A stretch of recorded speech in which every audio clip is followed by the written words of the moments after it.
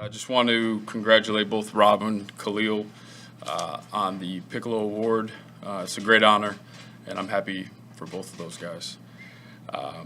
Just an update from the last time we spoke. We have the players in, which has been really exciting. There's a lot of energy in the building. You can feel the buzz. You can feel their presence. You can see our coaches getting excited as well.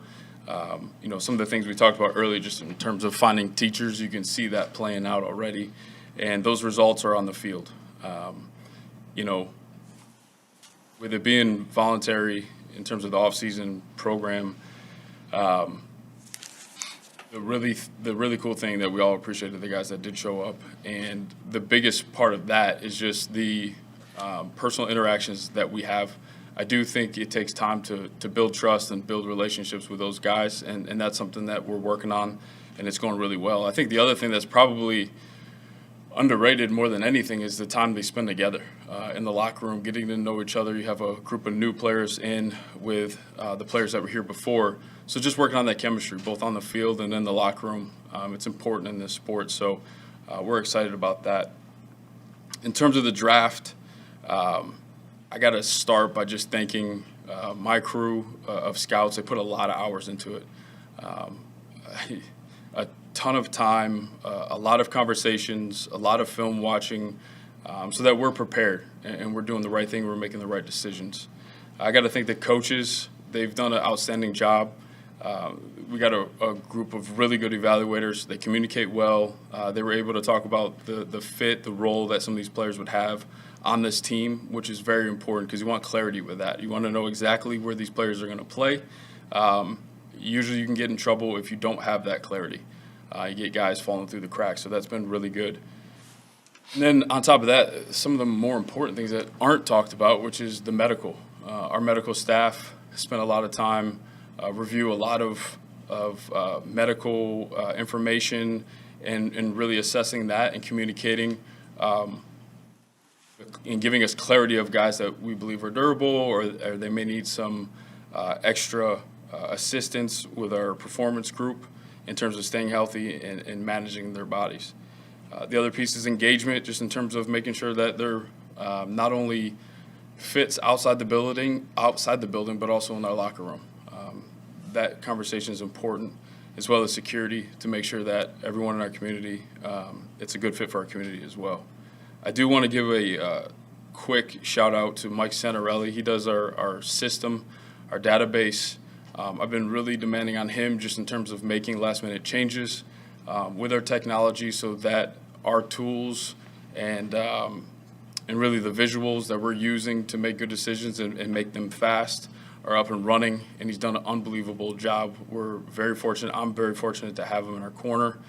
We have some really, really cool things that allow us to make great decisions. Our scouts came in the beginning of the month for about 12 days leading up to Easter. I let them go home for Easter, and then they're coming in tonight.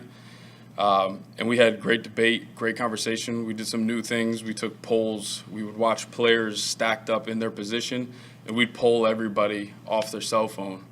And that information would come down to a database, and we'd display it on the screen. So we'd see how everyone had it ranked. Sometimes it was a runaway for the top guy. Sometimes it was a really tight race that just led to more conversation and for us to watch more tape. So really good discussions to go deeper than just watching tape. And then we also did that going horizontal. So not only in positional stacks, but you did that across the board as well. That's where it gets tricky. Do you take this position and this position of all things are even? So learned a lot about our scouts, learned a lot about us as a group. And again, all of this was done so that we make good decisions and we have our board set up the right way. And then from there, I was talking with Ian about this. I had a coach, his name was Don Horton. He passed away in 2016, and he was one of the best coaches I've ever had. And the reason why is because he would take us in all these different hours and times, and he'd take us behind the bleachers, and he'd have blitz cards, and he would show over and over and over and over again every single day. And when you got to game day and you played the game, it slowed down, right? So you would know defensive front and how they're lined up, and they'd go about their thing, and you would just kind of wait for people to come to you and go away, and you communicate at a high level. So what we've done the last few days is we ran simulations of the draft over and over and over and over again to our picks. We trade. We had guys call in fake trades just to test our communication, test our trade charts, test all of that to make sure that everything's smooth on game day. And we're just applying that, and that's, I feel really confident at this point, and it has a lot to do with the work of really everybody who's been all hands on deck. So I'm excited. But I'll open it up for questions for you guys. You've obviously experienced the draft under 3 different general managers in Kansas City.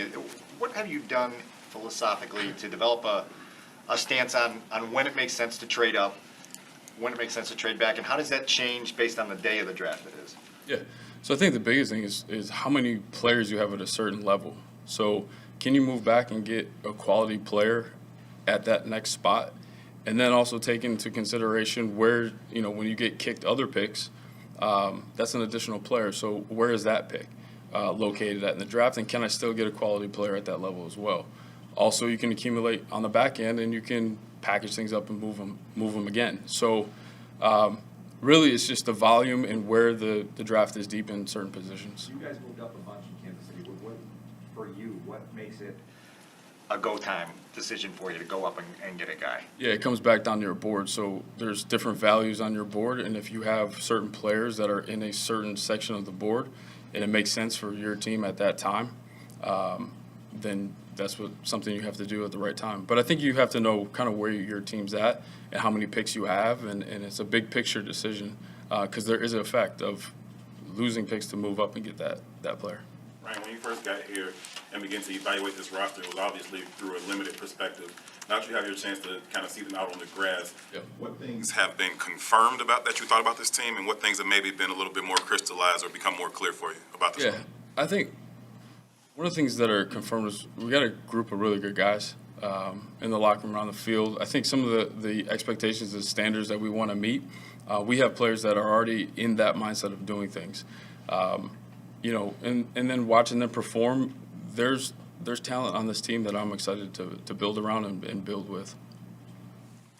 How do you balance the availability of all this technology with good old-fashioned scouting? Yeah. Well, I feel like my foundation is old scouting. That old foundation was set early in my career.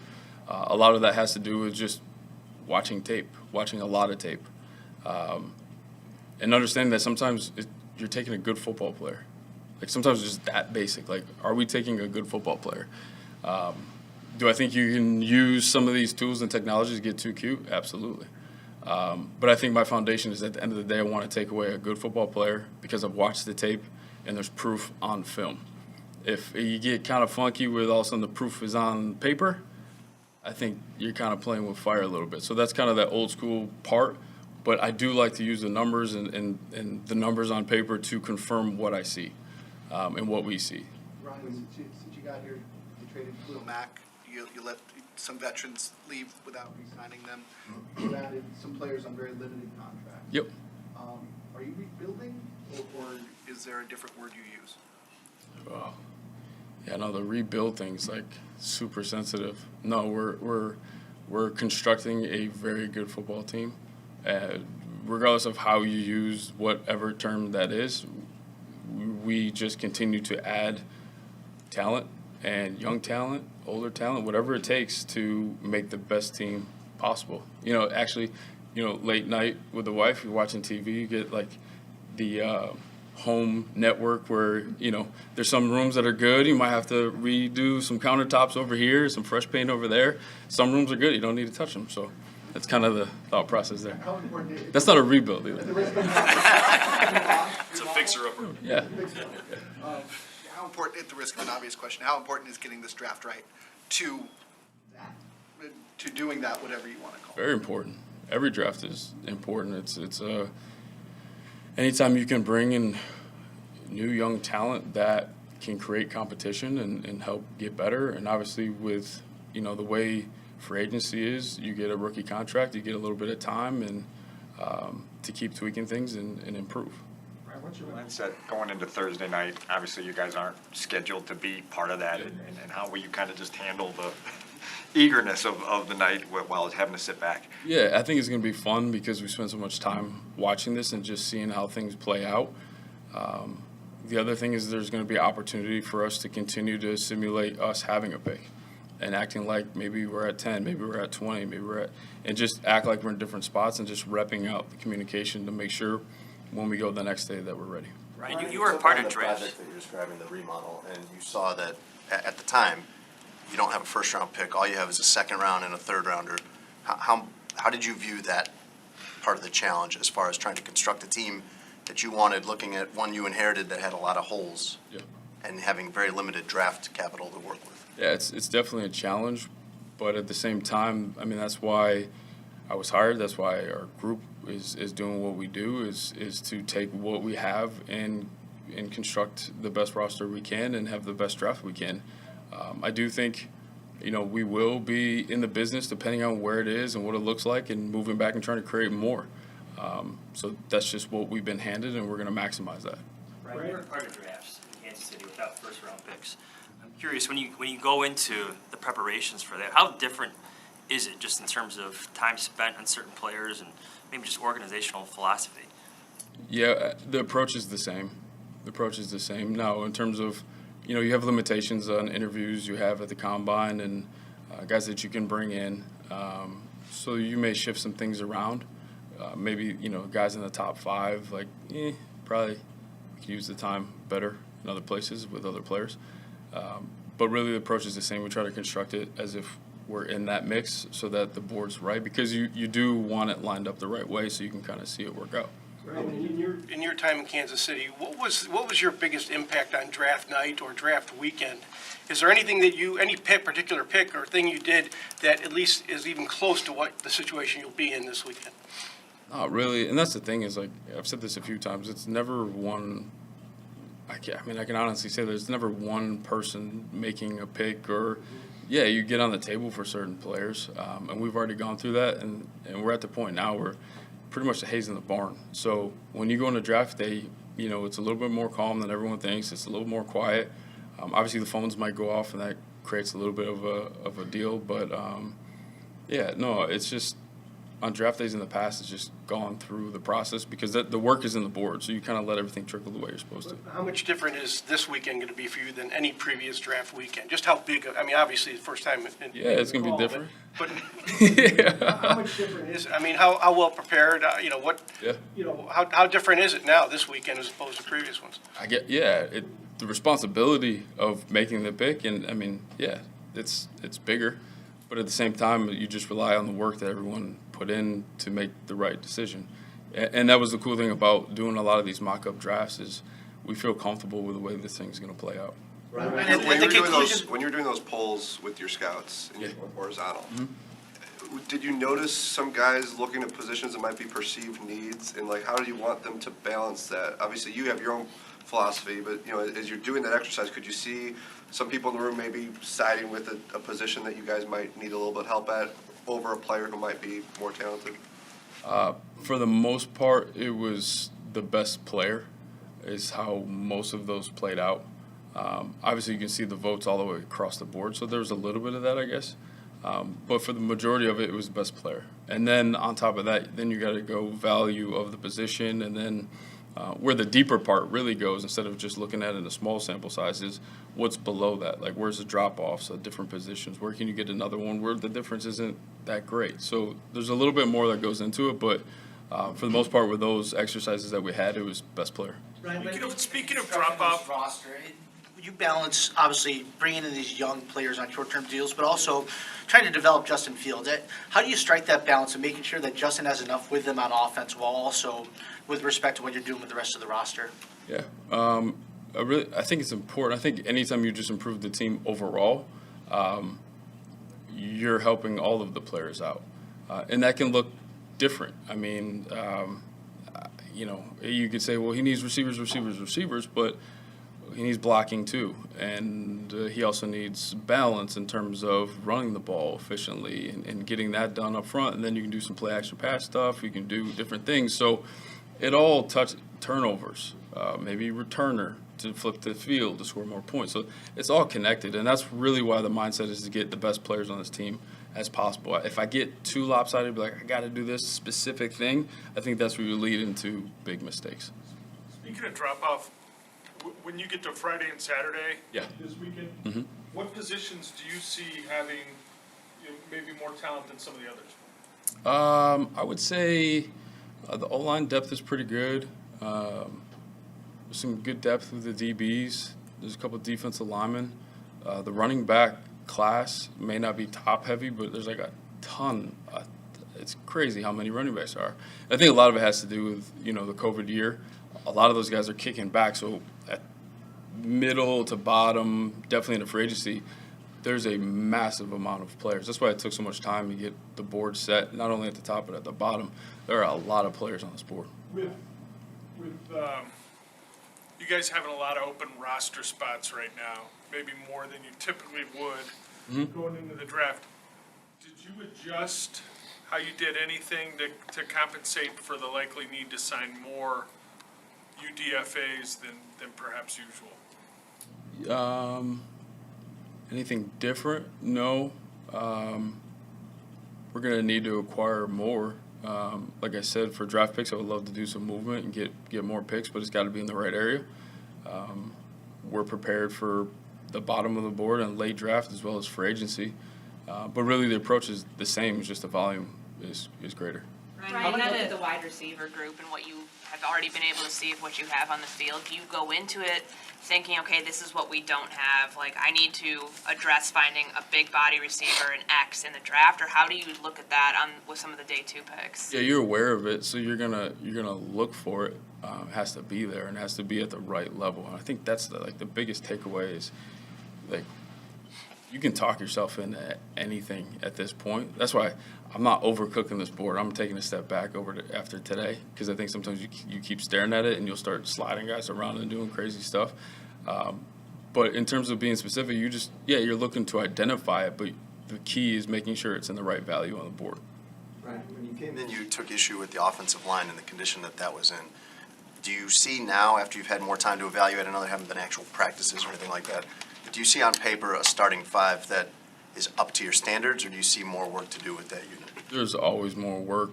The beautiful thing is all those guys are working really hard, and they're getting better. I think the addition, of Lucas Patrick has been really good. You can feel his effect already. He's got energy. He's got toughness. There's just a presence about him, and then you can feel everyone else coming. And that was the thought process: is these catalysts that kind of bring the whole group along. And he's done that. I've been really happy about his effect. But to answer your question, we're always looking to get better, for sure. We saw the news of Byron Pringle's arrest over the weekend. How did you handle that situation? Yeah, he notified me. We had conversations about it, and we're gonna keep that in house. But I'm glad everyone's okay. But we had conversation about that. We talked about it, and he communicated the right way. Would you consider that just a disappointment, or what?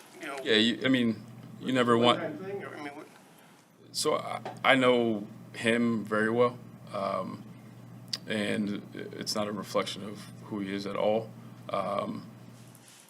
You don't want your guys in the news at all. So yeah, at that point it's a disappointment. But like I said, we had good conversations about it.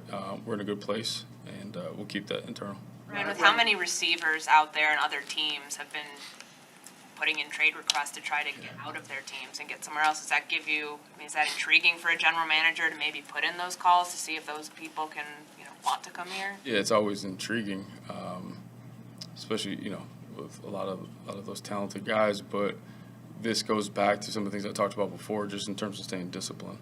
I truly believe in homegrown talent. I truly believe in drafting the right players and developing them here, and that'll help us in the long run.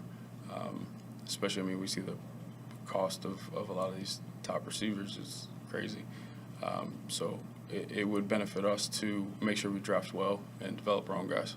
Ryan, when you say discipline like that? Three more guys. You mentioned the COVID year, and there seems to be a lot of really good players. Yeah. Can you explain why the quarterback draft then is so is weaker than it's been in a long time? I can't explain that at all. I think you get in different cycles and different years have, you know, certain strengths and weaknesses. And but in terms of the volume for this year, it's hard to answer that.